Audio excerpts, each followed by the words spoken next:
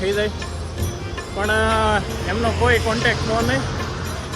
ડેપોમાં ભાઈ હતા, એમણે ટ્રાય કરી, એમની ફૂલ ટ્રાય કરી, પણ કંઈ કોન્ટેક્ટ જો નહીં. હવે આટલો ફરક પડે, પૈસા થોડાક ઓછા લે, પણ એ લોકોની કંઈ ગેરંટી ન હોય કે આપણને સીટ મળે કે ન મળે. આપણે આપણી રીતે જવું પડે.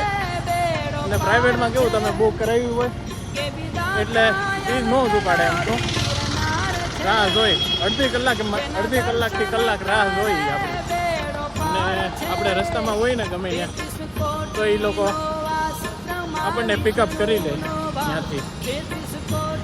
એટલે આવો એક્સપિરિયન્સ રહ્યો છે અત્યારે. આમ જુઓ,